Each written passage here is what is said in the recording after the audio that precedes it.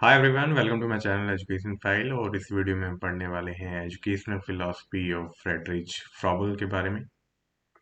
तो काफ़ी बच्चों की क्वेरी आती, तो इसको डिस्कस करते हैं। और ये बहुत ही इम्पॉर्टेंट पर्सनैलिटी हैं अगर हम एजुकेशन की बात करते हैं, ठीक है। क्योंकि किंडर गार्डन जो क्रिएट किया था, या केजी आप जो सुनते हो, है ना, हमारे एजुकेशन सिस्टम में है, तो वो किसकी दिमाग की उपज थी? वो थी फ्रेडरिच फ्रॉबल की, ठीक है।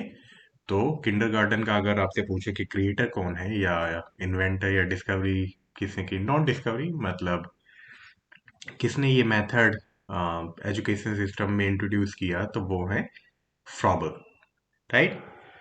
तो ये टॉपिक एमएड में, बीएड में या टीचिंग एग्जाम्स में कई बार पूछा जाता है। और बहुत सिंपल सा है, बस एक स्टोरी की तरह पढ़ना है इसको। जल्दी से पढ़ते हैं। और वीडियो अच्छा लगे तो प्लीज लाइक किया करो, चैनल को सब्सक्राइब किया करो, इससे मोटिवेशन मिलता है।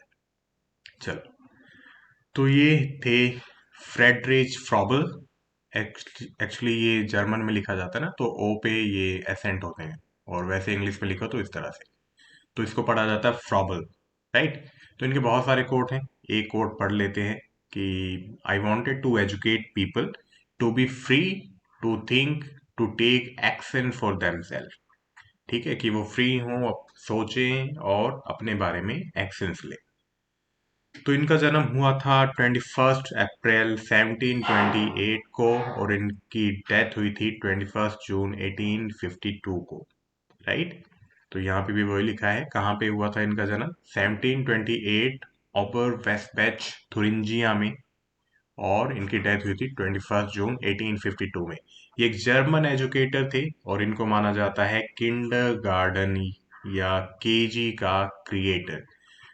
ठीक है, जो मेथड है कि छोटे बच्चों की पढ़ाई कैसे होगी, किंडरगार्टन या केजी, तो ये इसके क्रिएटर है। और 19th सेंचुरी के ये one of the most influential educational reformers रहे हैं, या मतलब इनको कहा जाता है, ठीक है। तो बचपन कुछ ज़्यादा अच्छा नहीं था। जब ये 9 महीने के थे तो इनकी माँ का देहांत हो गया था। इनके पिता ने दूसरी शादी करी, ठीक है।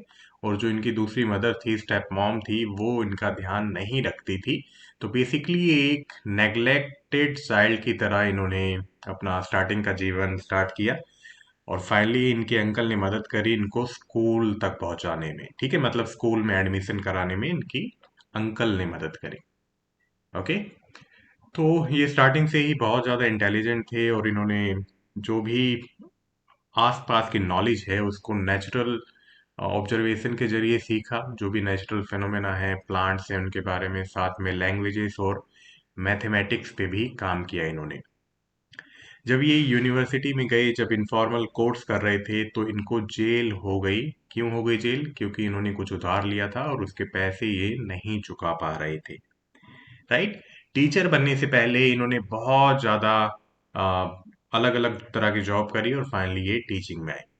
और ये जीन जैक रोसो और जॉन पेस्टेलॉजी से बहुत ही ज़्यादा प्रभावित रहे हैं। और ये तो इनके गुरु भी थे, ठीक है, इनके साथ इन्होंने काम किया था, राइट। तो ये कुछ बेसिक सी चीज़ें हैं, इनको याद रखना।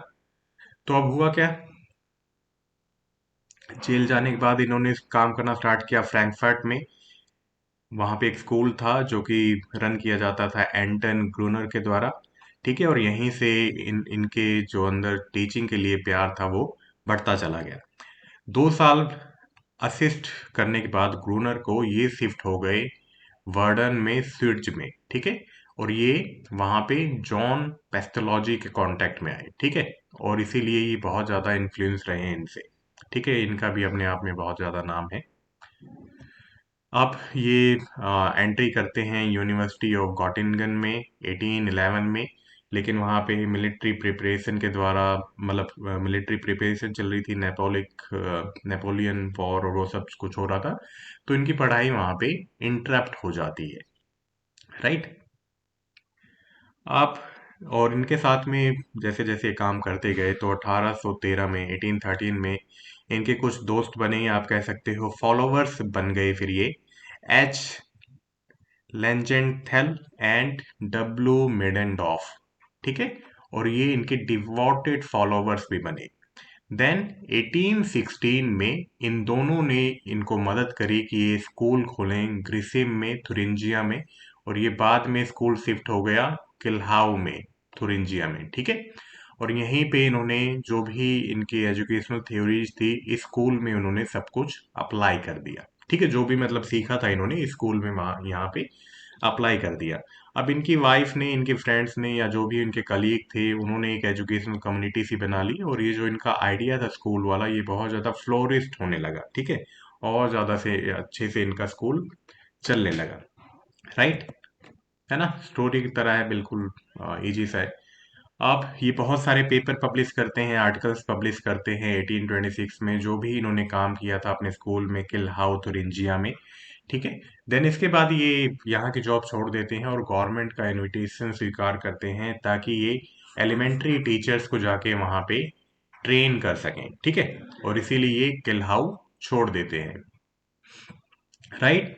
और ये बहुत ज़्यादा एम्फेसिस देते हैं कि अर्ली स्टेज एजुकेशन है, जब बच्चा बिल्कुल स्टार्टिंग से स्कूल जाना स्टार्ट हुआ है, ये स्टेज बहुत ज़्यादा इम्पोर्टेंट है। और हमें भी लगता है कि ये स्टेज इम्पोर्टेंट है क्योंकि यहीं पे उसका बेस बनता है, ठीक है, फाउंडेशन बनती है। और अगर फाउंडेशन बहुत अच्छी है तो बाकी प्रोसेस बहुत ईजली किए जा सकते हैं, है ना। जैसे घर का फाउंडेशन बहुत जरूरी है, इसीलिए शिक्षा में भी जो अर्ली स्टेज एजुकेशन है ये बहुत अच्छा होना बहुत ज्यादा जरूरी है ना। एक बार बच्चों को ये आ गया ना कि लर्न हाउ टू लर्न, एक बार सीखना आ गया तो वो फिर कुछ भी सीख सकते हैं, ठीक है। तो इन्होंने भी एम्फेसिस दिया कि अर्ली स्टेज एजुकेशन बहुत ज्यादा इंपॉर्टेंट है। देन ये दोबारा 1837 में किल्हाऊ में आते हैं और अपना पहला इन्फेंट स्कूल खोलते हैं ब्लैंकेनबर्ग, प्रूसिया में, ठीक है। ये इसको नाम देते हैं child nurture and activity institute, और इसका बाद में नाम कर दिया जाता है किंडरगार्टन या गार्डन ऑफ चिल्ड्रन, ठीक है। ये पॉइंट्स याद रखना, सब्जेक्टिव पेपर में लिख देना। अब क्या होता है, किंडरगार्टन का आइडिया बहुत ही ज़्यादा स्प्रेड हो जाता है और भी किंडरगार्टन स्कूल खुलने लगते हैं दूसरों के द्वारा। लेकिन इनके भतीजे ने, सोशलिस्ट मूवमेंट होता है और इसीलिए प्रूसियन गवर्नमेंट इन किंडरगार्टन को बंद कर देती है 1851 में। और ये बंद भी क्यों होते हैं, क्योंकि यहाँ पे महिलाएं काम करती थी, वेमेन ज़्यादा काम करती थी, और वो कहते हैं कि चर्च के अकॉर्डिंग या रिलीजियस बिलीफ के अकॉर्डिंग फीमेल्स को ऐसे काम नहीं करना चाहिए, ठीक है। तो वो चीज़ भी थी वहाँ पे। तो फाइनली मतलब 1851 में स्कूल बंद कर दिया जाता है प्रूसियन गवर्नमेंट के द्वारा। और जो फ्रॉबल थे उनको बहुत ज़्यादा झटका लगता है, बहुत ज़्यादा डिप्रेस हो जाते हैं, और फाइनली उनकी 1852 में डेथ हो जाती है, ठीक है।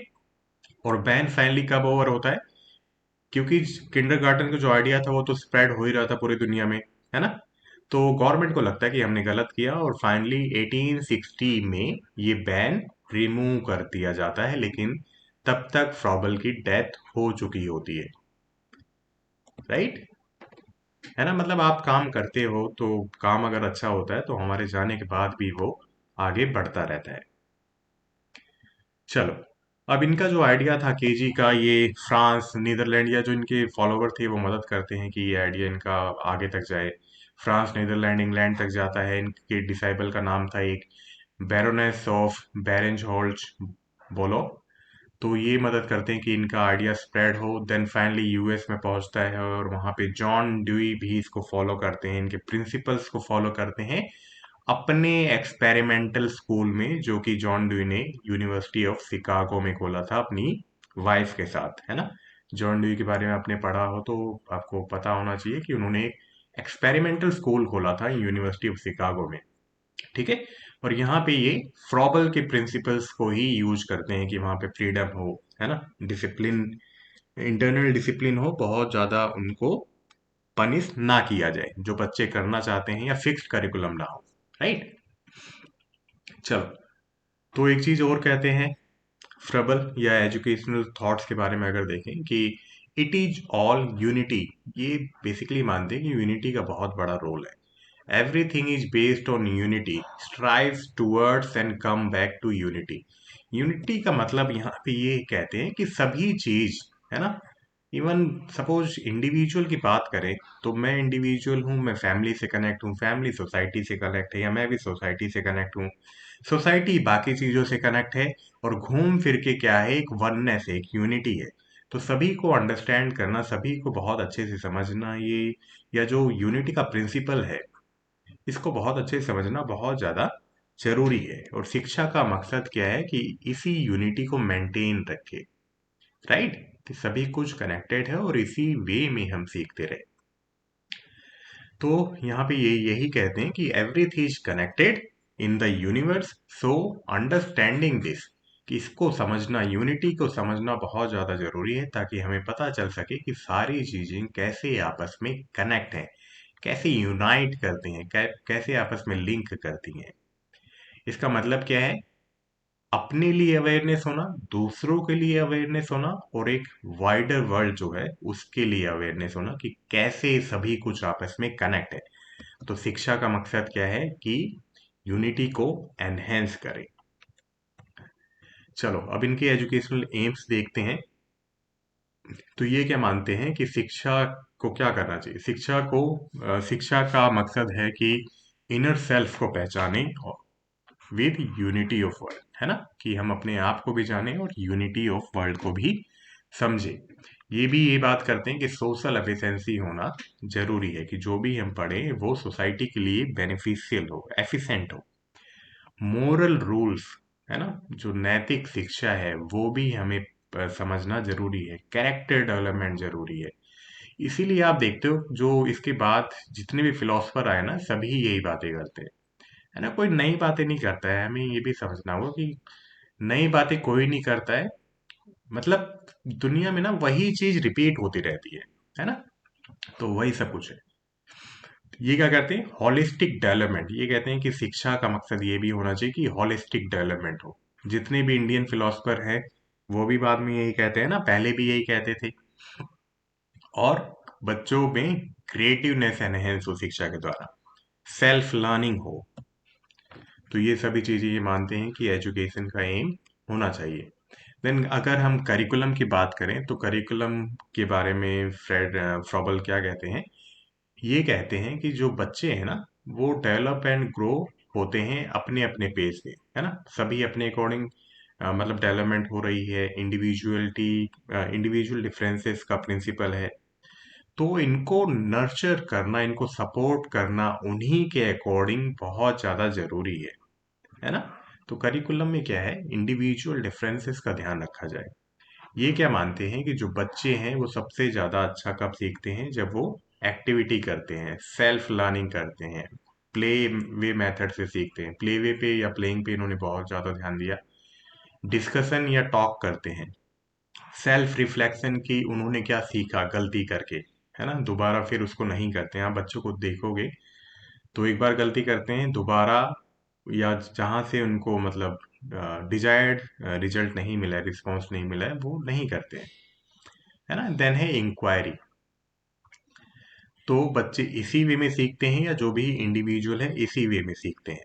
देन अगेन ये क्या कहते हैं कि the child should experience nature, कि नेचर को किस तरह से एक्सपीरियंस करना, कि उसके सभी एस्पेक्ट, उसकी फॉर्म, उसकी एनर्जी, सब्सटेंस कैसा है, साउंड कैसी है, कलर कैसा है। तो इसका मतलब यहाँ पे क्या है, एक्सपीरियंशियल मोड ऑफ लर्निंग है, नेचुरल ऑब्जर्वेशन है ना। और इसी में सब कुछ आ गया है, ये छोटी सी लाइन में उनके कोट में सब कुछ छुपा हुआ है, राइट। तो देखो क्या है ना, जो भी फिलोसफर्स पहले बात कर गए हैं, पॉलिसीज में भी वही सब आता है, राइट। जो भी इंडियन फिलोसफर हैं, वेस्टर्न फिलोसफर हैं, कहीं के भी फिलोसफर हों, जो भी अगर उन्होंने अच्छी बात कही है तो वो फिर सभी देश फॉलो करते हैं।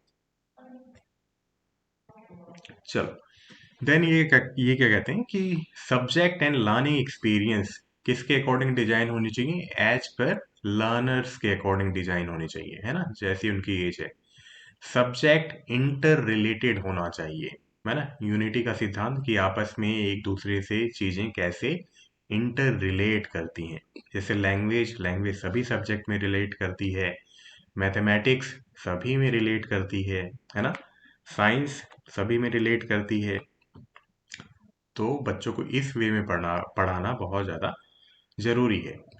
करिकुलम के बारे में ये और कहते हैं कि ये साइकोलॉजिकल प्रिंसिपल या लर्नर की डेवलपमेंट के बेस पे डिसाइड होना चाहिए कि छोटे बच्चों को कैसे पढ़ाना है, बड़े बच्चों को कैसे पढ़ाना है, वो सब कुछ होना चाहिए। ये कहते हैं कि फ्रीडम, है ना, कि वो इंडिपेंडेंटली ग्रो करें, मतलब उनको आज़ादी हो एक कंट्रोल्ड एनवायरनमेंट में, पर लेकिन ये आज़ादी हो कि उन्हें क्या सीखना है। टीचर का रोल क्या है? उन्हें गाइड करना, फैसिलिटेट करना। देन अगेन करिकुलम इंटरेस्ट के अकॉर्डिंग और कैपेबिलिटीज के अकॉर्डिंग होना चाहिए। अब इंटरेस्ट क्या है? साइकोलॉजिकल भी हो सकते हैं। कैपेबिलिटीज क्या है? साइकोलॉजिकल हो सकती हैं, है ना, फिजिकल हो सकती हैं। तो करिकुलम ऐसे ही होना चाहिए, और ये मेन इंपॉर्टेंस देते हैं प्ले वे मेथड को, कि खेल खेल में कुछ सीखा जाए, है ना, जैसे एनसीएफ भी कहती है या सभी पॉलिसीज कहती हैं कि एक्सपीरियंशियल मोड ऑफ लर्निंग हो। तो कहीं ना कहीं हमारे फिलोसफर्स ने, हमारे पूर्वजों ने, है ना, एंसेस्टर्स ने वो चीज़ ऑब्जर्व करी है, एक्सपीरियंस करी है कि एक्सपीरियंशियल मोड ऑफ लर्निंग सबसे बेस्ट मेथड है। चलो, देन ये स्पेसिफिक करिकुलम बताते हैं कि 4 से 8 साल के बच्चों के लिए क्या होना चाहिए, कि आर्ट एंड म्यूजिक के जरिए, एक्टिविटी बेस्ड मेथड के जरिए, साइंस एंड मैथमेटिक्स उन्हीं के जरिए एक्सपीरियंशियल मोड में समझाया जाए। ज्योग्राफी पढ़नी है तो नेचुरल ऑब्जर्वेशन सबसे अच्छा है, कि उन्हें मतलब जो भी सिखाना है उन्हें उस एनवायरनमेंट में ले जाया जाए, सिखाया जाए, बताया जाए, या उन्हें दिखाया जाए, राइट। तो उनको ऑब्जर्व करने दो। देन रिलीजियस एजुकेशन, उस टाइम क्रिश्चियनिटी थी, तो ये क्रिश्चियनिटी की बात करते हैं, लेकिन ये भी कहते हैं कि जिस तरह से बच्चों का या डिफरेंट लोगों का रिलीजन है उसके अकॉर्डिंग भी उन्हें पढ़ाया जाए, राइट। चलो, तो करिकुलम में इनके गिफ्ट्स बहुत फेमस है ना। इन्होंने कुछ क्या कहते हैं, लर्निंग एड बनाई थी जिसको कहते हैं गिफ्ट्स, किंडरगार्टन स्टूडेंट के लिए। तो इसमें बेसिकली वुडन टॉयज थे इन गिफ्ट्स में, ठीक है, डिफरेंट शेप के, जो कि बेसिक शेप रिप्रेजेंट करते हैं, और जो भी वर्ल्ड में बेसिक शेप्स है ना उनको रिप्रेजेंट करते हैं, और इनका सिंबॉलिक मीनिंग भी है, एक इंटरनल अंडरस्टैंडिंग भी है। तो जल्दी से इसको देखते हैं। तो इस गिफ्ट में क्या था? 6 कलर, मतलब 6 सॉफ्ट कलर्ड बॉल थी, ठीक है। एक वुडन क्यूब था, स्पेयर था, सिलेंडर था। मैं पिक्चर नहीं दिखा सकता क्योंकि उस पे कॉपीराइट है, आप पर इसको जाके क्लिक जरूर देखना। देन एक लार्ज क्यूब था जिनको 8 स्मॉलर क्यूब में डिवाइड किया गया था। देन अगेन एक लार्ज क्यूब था जिनको 8 ऑब्लॉक ब्लॉक में डिवाइड किया था। एक लार्ज क्यूब था जिसको 21 whole 6 half and 12 quarter cube में डिवाइड किया गया था।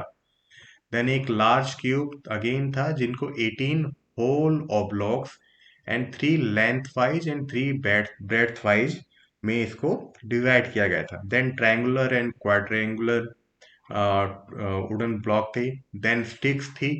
देन बहुत सारा मटेरियल्स था, ड्राइंग के लिए, एम्ब्रॉयडरी के लिए, पेपर कटिंग के लिए, सिलने के लिए, और पेपर फोल्डिंग के लिए, ठीक है। ये मतलब एक सूटकेस कह सकते हो आप। तो उसमें अलग अलग टॉय थे, है ना। 6 सॉफ्ट बॉल थी, सिलेंडर था, स्टिक थी, ट्रायंगुलर था, क्यूब था।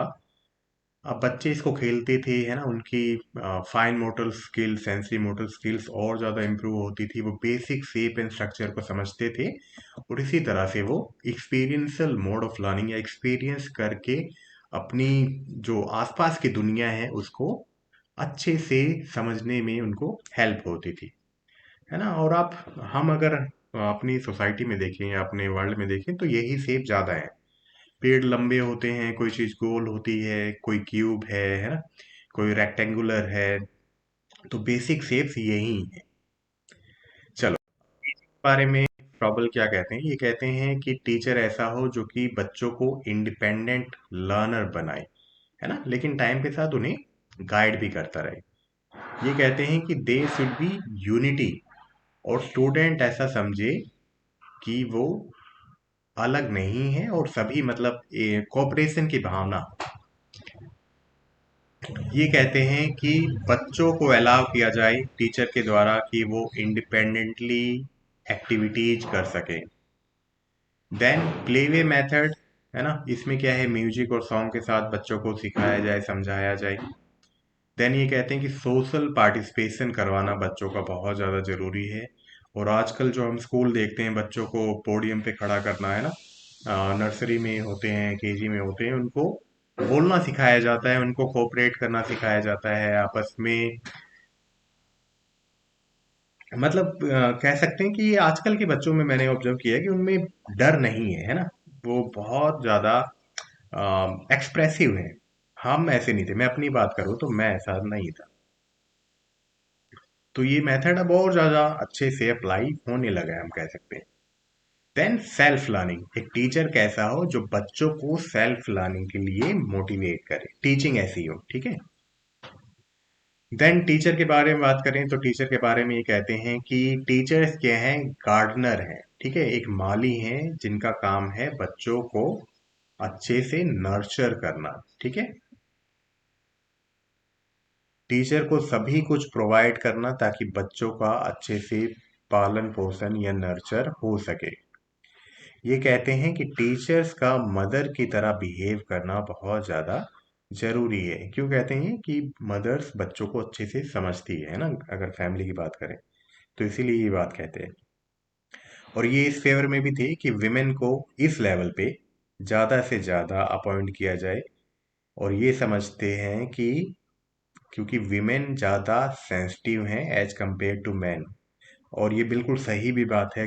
कितने ही प्राइमरी स्कूल ले लो आप, या इवन अगर हम नर्सरी केजी की बात करें, है ना, तो सबसे ज़्यादा हमें फीमेल्स देखने को ही मिलती हैं इस पर्टिकुलर लेवल ऑफ एजुकेशन में। क्यों?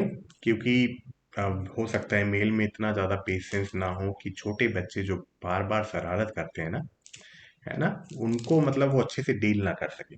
और कहीं ना कहीं विमेन में जो एक बेसिक मदरहुड है ना, या मातृत्व है ना, या वो बच्चों के लिए सेंसिटिव होते हैं। बच्चा रोता रहता है, माँ कैसे भी करके उन्हें चुप करवा लेती है, राइट। तो यही कारण है कि जो छोटे बच्चे होते हैं, वो एक तो जो बच्चे हैं वो अपने आप को कनेक्टेड समझते हैं जब फीमेल होती है ना, क्योंकि घर में भी यही एनवायरनमेंट है। मोस्टली क्या होता है, मेल जॉब करने जाते हैं। तो पहले, अगर मैं पहले की बात करूं, अगर अगर सिनारियो अब चेंज हो गया, लेकिन स्टिल इस लेवल पे विमेन ज़्यादा है। तो बेसिकली बच्चे फीमेल से या विमेन से ज़्यादा कनेक्ट कर पाते हैं, है ना, क्योंकि उनके घर पे भी माँ सुनती हैं और स्कूल में भी माँ सुनती हैं। तो उस टाइम ये इसीलिए कहते थे कि विमेन को ज़्यादा से ज़्यादा अपॉइंट किया जाए।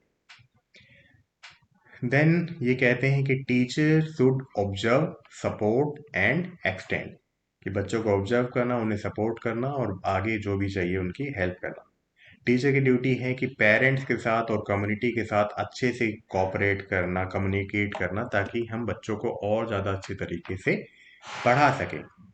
प्रोफेशनल में क्या कहते हैं ये, कि एक टीचर को रिफ्लेक्टिव प्रैक्टिशनर होना ज़रूरी है। मतलब टीचर को अपनी गलतियों से सीखना, अपनी अच्छाइयों से सीखना कि कैसे फ्यूचर में आगे बढ़ना है ना। रिफ्लेक्शन यही होता है कि हमने जो भी काम किया है, हमने क्या अच्छा किया है, क्या बुरा किया है, या क्या बेहतर कर सकता था मैं, ठीक है। चलो, डिसिप्लिन के बारे में ये कहते हैं कि फ्रीडम दी जाए, लेकिन एक कंट्रोल्ड मैनर में, एक प्रॉपर गाइडेंस के अंदर, राइट। बच्चों को हेल्प करना कि वो अच्छे से चॉइस कर सकें इन ए कंट्रोल्ड मैनर। बच्चों को ऐसा एनवायरनमेंट देना, एक सेफ एनवायरनमेंट देना कि वो फ्रीली या इंडिपेंडेंटली अपनी क्रिएटिविटी को एनहेंस कर सकें। बच्चों को ये भी हेल्प करना कि वो अपने आप को चैलेंज कर सकें इन ए सिक्योर एनवायरनमेंट, राइट।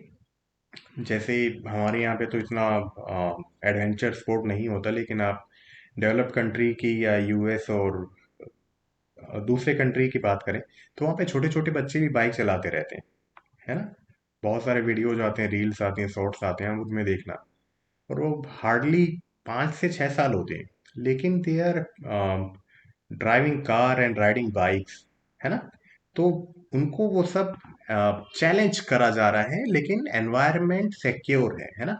वो गलती कर रहे हैं, सीख रहे हैं, लेकिन they are free to do anything in a controlled manner. तो यही डिसिप्लिन है। और बच्चों को ये भी हेल्प करना कि धीरे धीरे उनमें सेल्फ डिसिप्लिन आए, है ना, कि जल्दी उठना, टाइम पे सारी चीजें करना। तो ये कब आएंगी, जब हम खुद भी उन चीजों को फॉलो करेंगे, और बच्चा भी वो देखेगा, और बच्चा भी वो चीज सीखेगा फिर। तो इस वीडियो में इतना ही था। आई होप आपको ये वीडियो अच्छे से समझ में आया हो। तो ये कुछ रेफरेंसेस हैं, आप यहाँ से जाके पढ़ सकते हो। तो मिलते हैं नेक्स्ट वीडियो में। Till then bye bye, take care.